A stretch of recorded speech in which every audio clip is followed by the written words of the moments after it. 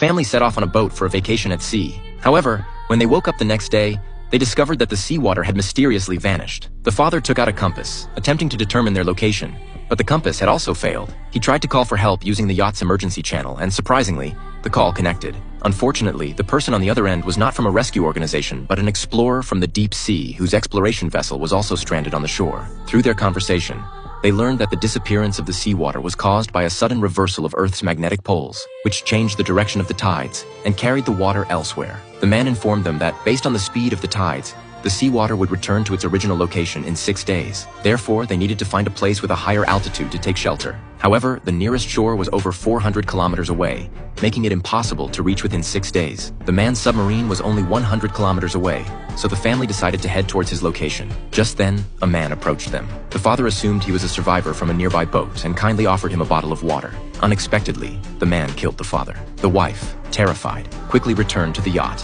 locked the door, and hid the 2 children in a box. The man soon broke in and started searching for the woman, turning over every corner but failing to find her. As the woman was about to launch a sneak attack from the cockpit, the man discovered her. At that critical moment, the daughter suddenly stood up and fired a flare at the man, burning and knocking him unconscious. The mother swiftly escaped with the 2 children. Along the way, the son became extremely thirsty and drank a lot of polluted water. The mother tried to stop him but was too late. Coupled with the scorching sun, the son soon felt dizzy and had a stomachache. The mother built a temporary sun shelter using some simple plastic stools and gave the son an anti-inflammatory injection. As they were about to set off, the mother suddenly heard strange sounds coming from not far away, rapidly approaching their direction. She quickly woke up the 2 children, and the 3 of them swiftly climbed over the hill. Finally, they discovered a collapsed giant cargo ship not far away. The mother and children ran quickly towards the cargo ship, but as they approached, they found that there were also some survivors. Upon seeing the monsters behind them, the survivors directly closed the iron door of the container, leaving the 3 outside. Seeing the man-eating crabs running towards them, the mother quickly pulled the 2 children onto the top of the container, thinking they could escape the crab's attack.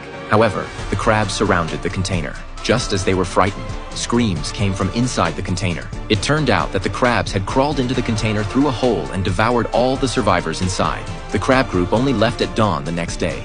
They searched the nearby containers and found a whole box of mineral water and a wireless walkie-talkie. She adjusted the channel to the man's frequency, and the mother quickly contacted him. The man urged them to come quickly because the change in the magnetic field affected the tides, and the seawater might return earlier than expected. The man also fired a flare to guide the direction. The mother and children quickly walked towards that direction. They finally reached the area where the man was located, with the submarine on the plain not far ahead. They had to cross this canyon.